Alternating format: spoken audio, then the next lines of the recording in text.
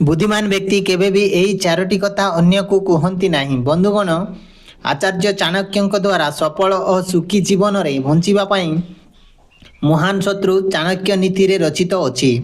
एही ग्रंथ रे कुहा जाइतिबा तीन मनुष्यर सफल जीवन पाई बहुत उपयोगी अठे। बेले बेले आमे जना अजना रे अन्य को कहिताउ किछि एमिति कथा काहाकू कहिबा उचित। आज आमे आपण माननकू कहिबू। चाणक्य नीति रे कुहा जाइतिबा जे बुद्धिमान व्यक्ति केबे भी काहाकू एही चारोटी कथा कहिबा उचित नुहे। नंबर 1, जदि आमे अन्य को आमर अजी जाइतिबा संपत्ति किंबा खराब आर्थिक स्थिति विषय रे कहिबा तेबे टंका पैसा साहाय्य करिबारे पछघुंचा देई पारंती। कारण जहाँ पाखरे टंका पैसा न थाए ताहार समस्ते फायदा उठाई थांते। सेतिपाई आम जीवन रे एही कथा को सबु बेले गुप्त रखिबा ही बुद्धिमान रो संकेत होइथाए। द्वितीय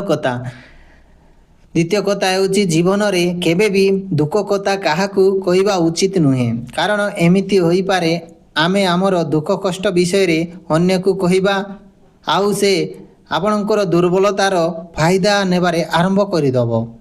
एही दुनिया रे अनेक लोक अछंती जिए अन्यर दुख देखि मजाक उड़ाई थांती। एमिति रे दुखी व्यक्तिर दुख अधिक बढ़ी जाइताए। तेबे निजर जीवनर दुख काहाकू कहिबा उचित नुहे। तृतीय कथा चाणक्य कहिचंती गृहिणी बा स्त्रीर चरित्र विषय रे अन्य को कहिबा उचित नुहे। चालाक पुरुष माने स्त्री सह जड़ित खराब व्यवहार घरर झगड़ा इत्यादि कथा केबे भी काहागरे कुहंती नाही। कारण यही कथा कहिले समाज रे निजको अपमान हेबाकू पड़े। एहा सह लोक एही सबु कथारे फायदा मध्य उठाई थांती। तेणु निज स्त्रीर चरित्र विषय रे काहाकू कुहंतु नाही।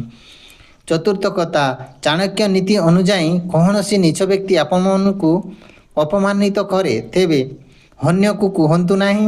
कारण समाज को आमे तेबे समस्तंकर ध्यान नीच व्यक्ति प्रति न जाई आपणको आड़कू जीव। या द्वारा समाज रे मान सम्मान रे आंच आसीताए। तेणु चाणक्य नीति अनुଯାयी एही चारोटी कथा केबे भी काहाको आगरे प्रकाश करंतु नाही। दर्शक बंधु, वीडियो भल लागले वीडियोटी लाइक करंतु और चैनल को निश्चय सब्सक्राइब करंतु। वीडियो केमिति लागिला कमेंट रे निश्चय